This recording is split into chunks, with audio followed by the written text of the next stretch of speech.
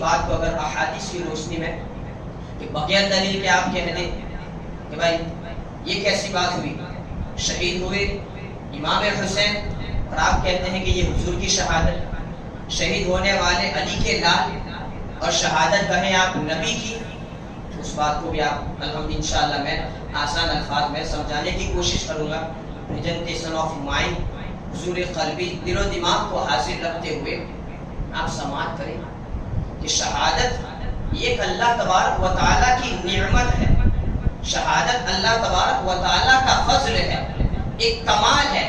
اور نبی جامع الصفات جامع الکمالات ہوتے ہیں۔ نبی کے اندر سارے فضل موجود، نبی کے اندر سارے کمالات موجود، نبی کے اندر ساری نعمتیں موجود، بلکہ انبیاء کرام کو جو کمالات ملتے ہیں، انبیاء کرام کے اندر جو خوبیاں آتی ہیں، وہ ہمارے نبی کا صدقہ۔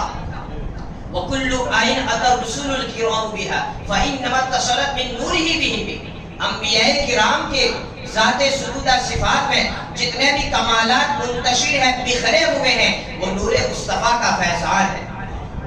اللہ کے نبی کی عطا سے ہے۔ حسن یوسف، دم عیسیٰ، ید بیضا داری، آنچے خوبا ہما دارن تنہا داری۔ اس طریقے سے شہادت بھی ایک نعمت ہے، اور بظاہر نبی کا دامن اس نعمت سے بظاہر محروم نظر آتا ہے۔ شہادت ایک نعمت، ایک فضل ہے، اور اللہ کے نبی تو شہید نہیں ہوئے، تو ایک نعمت اللہ کے ایک فضل سے نبی کا دامن خالی ہوا کہ نہیں؟ حالانکہ اللہ کے رسول صلی اللہ علیہ وسلم نے آرزو بھی کی تھی۔ بخاری شریف کی حدیث حضور فرماتے ہیں لَوَدِدْتُ أَنِّي أُقْتَلُ فِي سَبِيلِ اللَّهِ ثُمَّ أُحْيَا ثُمَّ أُقْتَلْ ثُمَّ أُحْيَا ثُمَّ أُقْتَلْ ثُمَّ أُحْيَا ثُمَّ أُقْتَلْ۔ اللہ کے رسول صلی اللہ علیہ وسلم فرماتے ہیں میں چاہتا ہوں کہ راہ خدا میں مجھے شہید کیا جائے،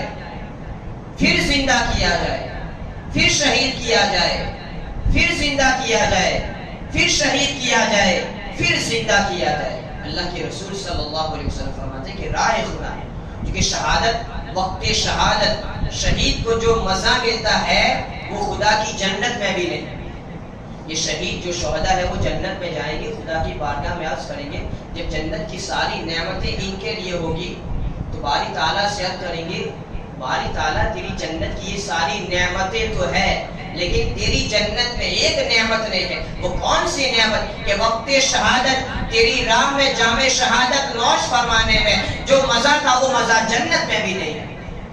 تو پتہ چلا اللہ کے رسول صلی اللہ علیہ وسلم ایک طرف تو آپ شہادت کی تمنا التماس کر رہے ہیں، تو دوسری جانب اللہ تبارک و تعالیٰ اپنے محبوب کو فرما رہا ہے وَاللَّهُ يَعْصِمُكَ مِنَ النَّاسِ، اے محبوب ان لوگوں سے میں تمہیں بچانے والا ہوں۔ تو پھر تعارض آ گیا، لیکن اللہ تبارک و تعالیٰ نے اپنے محبوب کے دامن کو اس شہادت کے فضل سے اور اس شہادت کی نعمت سے وابستہ کرنے کے لیے اپنے محبوب کے نواسوں کا انتخاب فرما لیا، وہ نواسوں کا انتخاب فرما لیا، اور ساتھ ہی ساتھ شہادت جو ہوتی ہے اس کی بھی دو قسمیں ہوتی ہے، شہادت بھی دو طرح کی ہوتی ہے۔ اگر بظاہر نبی شہید ہوتے ہیں تو آپ کا شہید ہونا ایک طرح کہا جائے گا، لیکن شہادت تو دو قسمیں ہیں، شہادت دو طرح کی ہوتی ہے۔ تو اللہ تبارک و تعالیٰ نے اپنے محبوب کو اس نعمت اور اس فضل سے وابستہ کرنے کے لیے اپنے محبوب کے دونوں نواسوں کا انتخاب فرما لیا، جن میں سے ایک کو امام حسن کہا جاتا ہے اور ایک کو امام حسین کہا جاتا ہے،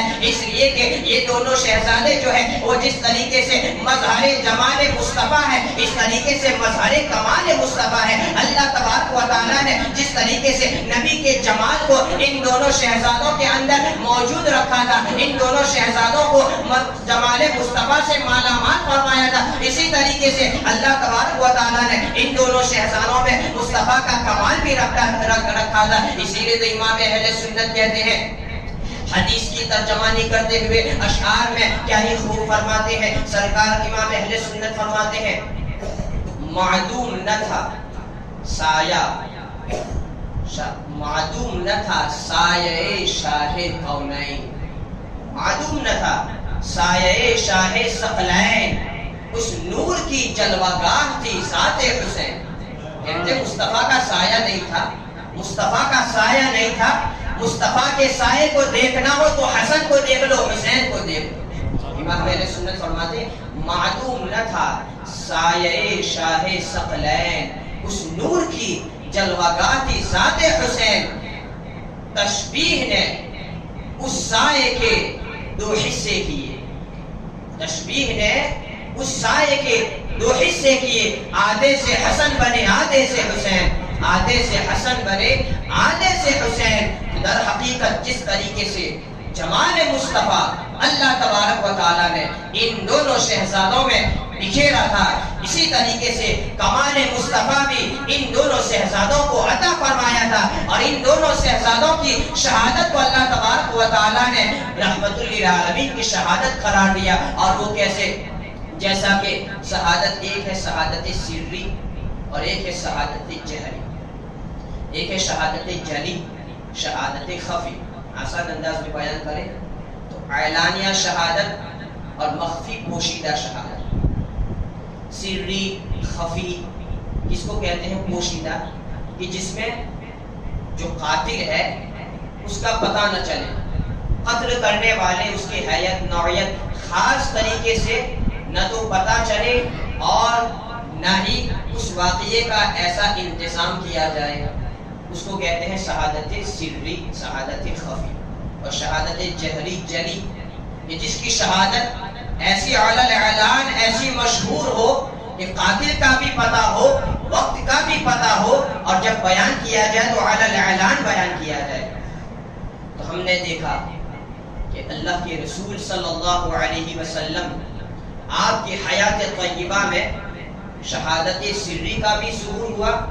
اور شہادت جہری کا بھی ظہور ہوا، لیکن وہ تام تک نہیں پہنچا، وہ کمپلیٹ نہیں ہوا، مکمل نہیں ہوا، کیونکہ اللہ کا وعدہ ہے کہ محبوب آپ شہید نہیں ہوں گے، واللہ یعصمک من الناس، ان لوگوں سے آپ کا رب آپ کو بچانے والا ہے۔ تو جب ان دونوں شہادت جو فضل و کمال ہے اللہ تبارک و تعالیٰ نے کیسے محبوب پر اس کا ظہور فرماتے ہوئے کیسے یہ دونوں حسینی شہزادوں پر پورا کیا، تو جس طریقے سے جیسا کہ اللہ کے رسول صلی اللہ علیہ وسلم خیبر کے موقع پر یہودیہ عورت کے گھر زینب بنت حارث کے گھر تشریف لے گئے، اور دعوت میں اس نے گوشت رکھا جس گوشت میں زہر قاتل ملا دیا تھا۔ اللہ کے رسول صلی اللہ علیہ وسلم نے جیسے ہی تناول فرمایا، اس بکری کے گوشت میں سے آواز آئی، اللہ کے رسول صلی اللہ علیہ وسلم نے کھانا چھوڑ دیا، لیکن آپ کے ساتھ جو صحابی تھے حضرت بشیر، اس گوشت اور زہر کھانے کی وجہ سے آپ کا انتقال ہو جاتا ہے۔ تو زہر، آپ نے زہر کا مزہ تو چکھا، لیکن نبی ہونے کی وجہ سے، اللہ کے وعدے کی وجہ سے صحابی کا انتقال ہوا، لیکن آپ نے جام شہادت نوش نہیں فرمایا، وہ ایسا زہر قاتل تھا۔ لیکن آپ بیان کرتے ہیں کہ اس زہر کا اثر آپ کی زندگی میں رہا، جس کا احساس آپ کو ہوتا رہا۔ تو جس شہادت سری کا ظہور خیبر کے موقع پر وہ زینب نامی یہودی عورت کے زہر سے ہو چکا تھا، اللہ تبارک و تعالیٰ نے اس شہادت سری کے تام کے لیے حسن مجتبی کا انتخاب فرما لیا، اور تاریخ گواہ ہے حسن مجتبی نے جامع شہادت نوش فرمایا ہے، وہ زہر پی کر فرمایا ہے، لیکن آپ کی شہادت چونکہ شہادت سری تھی، شہادت خفی تھی، پوشیدہ تھی، اتنا پتا چلا کہ آپ نے زہر پی کر جامع شہادت نوش فرمایا ہے، لیکن کس نے زہر لیا ہے جس کا کوئی بھی پتہ نہیں لگا پایا۔ تو یہ ہوا ایک ہے شہادت سری یعنی پوشیدہ شہادت۔ اسی طریقے سے شہادت جہری یعنی جو باقاعدہ جنگ میں جائے، شہید ہو، جو قتل کرے وہ بھی معلوم ہو، وقت جگہ سب کچھ بھی معلوم ہو، تو اس کا ظہور بھی آپ کی حیات میں ہو چکا تھا۔ جیسا کہ جنگ احد کے موقع پر اللہ کے رسول صلی اللہ علیہ وسلم کا دندان مبارک زخمی ہوا، اور جس کی وجہ سے یہاں تک کہ بات تو یہ بھی پھیل چکی تھی کہ اللہ کے رسول صلی اللہ علیہ وسلم کو شہید کر دیا گیا ہے، اور صحابہ کرام کے حوصلے پست ہو چکے تھے، لیکن اللہ کے رسول صلی اللہ علیہ وسلم کا محض دندان مبارک کو آنچ آئی تھی، یعنی وہ تراشا گیا تھا، پورا دندان آپ کا شہید نہیں ہوا تھا، اور یہ اس کا ایک حصہ۔ تو شہادت جہری، جس شہادت کی میں بات کر رہا ہوں، اس کا آغاز حضور کی زندگی میں جنگ بدر کے موقع پر ہو چکا تھا، لیکن اللہ تعالیٰ فرماتا ہے واللہ یعصمک من الناس، محبوب میں آپ کو بچانے والا ہوں۔ تو آغاز تو بدر میں ہو چکا تھا، لیکن اس شہادت کا کام میدان کربلا میں حسین ابن علی کے ذریعے ہو رہا ہے۔ پتا چلا حسن مجتبیٰ کی شہادت یہ بھی حضور کی شہادت ہے، اور حسین ابن علی کی شہادت یہ بھی حضور کی شہادت ہے۔ اسی لیے آپ کی شہادت کا چرچا اتنا، اسی لیے آپ کو شہید اعظم اور آپ کی شہادت کو شہادت عظمیٰ کہا جاتا ہے۔ ابھی بھی لوجک سمجھ میں نہیں آیا کہ شہید ہو نواسا اور کہا جائے شہادت نانا کی، شہید ہو امتی اور کہا جائے شہادت نبی کی، یہ تو سمجھ میں نہیں آیا۔ لوجک ابھی بھی سمجھ میں نہیں آیا، کوئی آپ کو کنفیوز اور بھی کر سکتا ہے، اور میں خلاصہ کر دوں۔ چلا اور پیچھے جاتے ہیں کہ جب اللہ تبارک و تعالیٰ کے حکم سے حضرت ابراہیم خلیل اللہ نے حضرت اسماعیل ذبیح اللہ کو لٹا دیا، آنکھوں پر پٹی باندھ لی، اور جیسے ہی اسماعیل کی گردن پر آپ چھری چلانا چاہتے ہیں، اللہ تبارک و تعالیٰ نے جنت سے دمبے کو بھیجا، کٹا ڈمبا، لیکن ذبیح کون کہا گیا؟ اسماعیل، کٹا ڈمبا کٹا، لیکن ذبیح کا لقب اسماعیل کو ملا۔ تو ایک ڈمبا ایک نبی کا بدل ہو سکتا ہے، تو ایک نواسا نبی کا بدل کیوں نہیں ہو سکتا ہے؟ ادھر ڈمبا کٹا، ذبیح اللہ اسماعیل کو کہا گیا، ادھر حسین ابن علی کا گلا کٹا، اور شہید نبی المرسلین کو کہا گیا، نبی الانبیاء کو کہا گیا۔ تو اس طریقے سے، اور ساتھ ہی ساتھ شہاد اسماعیل ذبیح اللہ، وہاں پر آپ کے گلے پر چھری نہ چلی اور نبی کے نواسے پر چھری چل گئی۔ نبی کا نواسا آپ کا اتنا قریبی رشتہ دار اسماعیل ذبیح اللہ کے گلے کو چھری نہیں کاٹ سکی، اور ادھر یزیدی بھیڑیوں کی تلواریں حسین ابن علی کے گلے پر کیسے چل گئی؟ تو اس میں بھی راز ہے، یہ مصلحت خداوندی ہے۔ جب اسماعیل ذبیح اللہ کی بات تھی تو چونکہ اسماعیل ذبیح اللہ کی پیشانی میں نور مصطفیٰ جلوگر تھا، اسماعیل ذبیح اللہ کے گلے پر چھری اس لیے نہیں چلی کہ وہاں پر نور مصطفیٰ کی حفاظت مقصود تھی، اور حسین ابن علی کے گلے پر چھری چل گئی اس لیے کہ اسی میں شریعت محمدی کی حفاظت مقصود تھی۔ ادھر چھری نہیں چلی اور نور مصطفیٰ کو بچا لیا گیا، ادھر حسین ابن علی نے اپنے گلے کو کٹوایا اور ساری شریعت کو بچا لے گیا۔